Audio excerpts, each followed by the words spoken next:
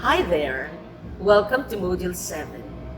The main part of this module is to provide description, application, and comparison of the different approaches to discourse analyses, which have arisen from the work of scholars with different academic backgrounds and concerns. An overview of the different approaches is given. 3 common discourse themes are explored and exemplified in every different ways using 3 different approaches. We will now look at different approaches used in the study and discourse. There are several approaches that may be used in analyzing discourse, but in this course, we'll focus on these are critical discourse analyses, corpus studies, and multimodal discourse analyses. Let's begin with corpus approaches to discourse analyses. Now, what is a corpus? It is a collection of spoken or written authentic texts that is representative of a particular area of language use. The data may also be only of the spoken or written discourse of a single person, such as a single author's written work. We basically have 2 types of corpora. These are general corpora and specialized corpora.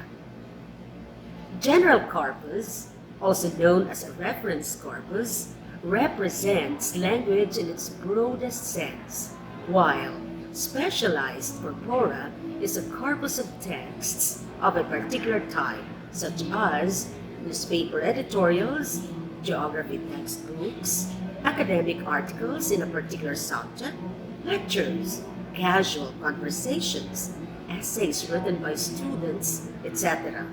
It is used to investigate a particular type of language. There are a number of already established corpora that can be used for doing corpus-based discourse studies. These contain data that can be used for asking many questions about the use of spoken and written discourse, both in general and in specific areas of use, such as academic writing or speaking. If, however, you are more interested in a particular genre for which there is no available data, then you will have to make up your own corpus for your study. An example of this is found in the link below. You can also read the study to gain an insight on how a corpus study is done. The next approach is multimodal discourse analysis. Many readings of texts are constructed not just by the use of words, but by the combination of words with other modalities such as pictures, film, video images, and sound. When people communicate with each other, this is usually done using language. They most typically draw on a number of modes simultaneously, such as images, gesture, gaze, and posture, as well as language. The presentation of women in magazines, for example, relies not just on words on the page, but as much on the images that are used to accompany the words.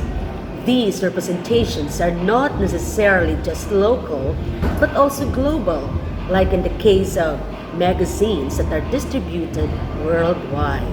Much of the work in multimodal discourse analyses draws from Halliday's social semiotic approach to language. This view considers language as one among a number of semiotic resources such as gesture, images, and music that people use to communicate or make meaning with each other. You can follow the link below to see a sample of how multimodal discourse analysis may be done. And lastly, another approach we can use is critical discourse analysis, or CDA. CDA is an interdisciplinary approach to the study of discourse that views language as a form of social practice.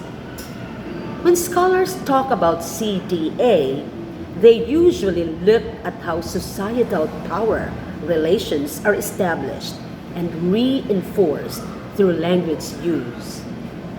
Furthermore, it highlights issues of power, asymmetries, manipulation, exploitation, and structural inequities in domains such as education, media, and politics, among others. These types of studies are likewise interested in investigating ideologies found in spoken and written discourses and use a macro perspective on the effect of these texts to culture and society. You can find the link of a sample study below to learn more about CDA. When doing discourse analysis projects, Johnston lists a number of criteria that contribute to the development of a good and workable research topic. These criteria include the following: a well-focused idea about spoken or written discourse that is phrased as a question or a set of closely related questions, an understanding about discourse analytic techniques can be used to answer the research question or questions you are asking, an understanding of why your question or questions about spoken or written discourse are important in a wider context, that is, why answering the question or questions will have practical value and or be of interest to the world at large. Familiarity with and access to the location where your discourse analysis project will be carried out. Ability to get the discourse data that is needed for the research project. The time it will realistically take to carry out the discourse analysis project, analyze the results, and write up the results of the project. Being comfortable with and competent in the ways of collecting the discourse data required by the project. Being competent in the method or methods of analysis required for the project.